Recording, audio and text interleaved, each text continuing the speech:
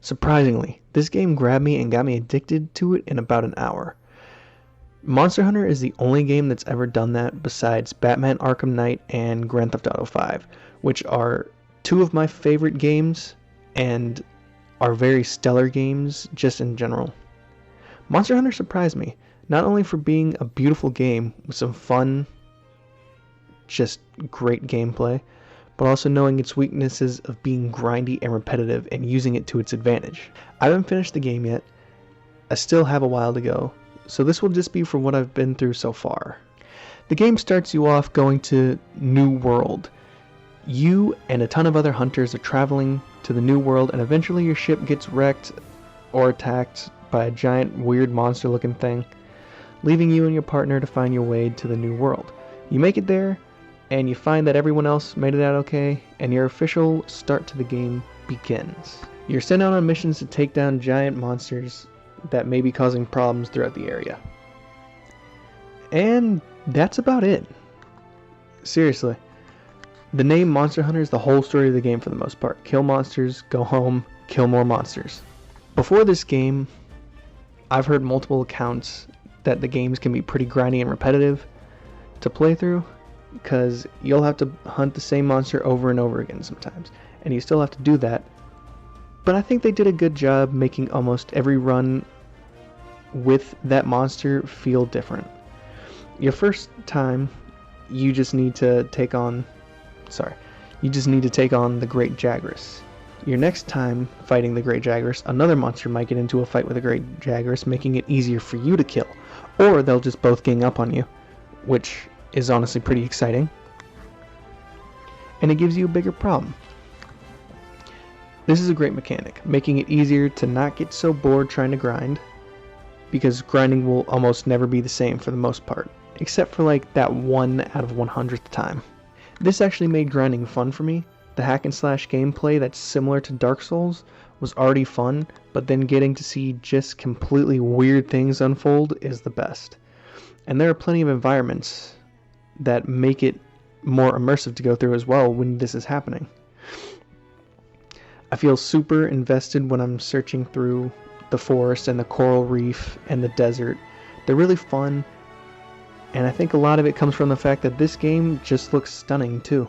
Even on my laptop, which is pretty old at this point, the game looks gorgeous and it runs like a charm. Some people were not that excited to hear about there being a story involved, which I can kind of understand. But for me, it just made the game more fun. I'm just a sucker for a story in a game, and while it may not be groundbreaking, I still found it pretty interesting. The characters, on the other hand, I literally only care about you and your partner. And that might just be me, but I could really care less about any of the other characters besides me and her. This is a pretty minor flaw. I think those are the only characters you really need to worry about in the first place. The commander and all them, they're not really meant to be cared about, I think, because I think they're gonna live anyway, and they really don't have that much part in the story besides making you go do stuff. Overall, I really like this game. I find it really enjoyable. The gameplay almost feels kind of Dark Souls-ish in a way. It feels really fun to play. I love the way the game looks, I love the environments, and for the most part, I hardly ever find myself bored having to fight all these monsters. The few flaws it has with its... what the fuck does that say? The few flaws it had with its story and certain characters... oh fuck. The few flaws it had with its certain characters and story are pretty much overshadowed by all the pros, I think. And if you have the money, I really do suggest that you pick this game up. I think it is absolutely worth the price in 2020. Now take my word with a grain of salt, because I still haven't completely finished the game. And to be completely honest, it could have a huge drop-off in quality. But from what I've seen, it looks like it doesn't. Because you bought Monster Hunter, you understand what you're going to play. And I feel like that's always a good sign. But from what I've seen, I personally suggest that you pick up this game. I really enjoyed it. I really thought it was fun.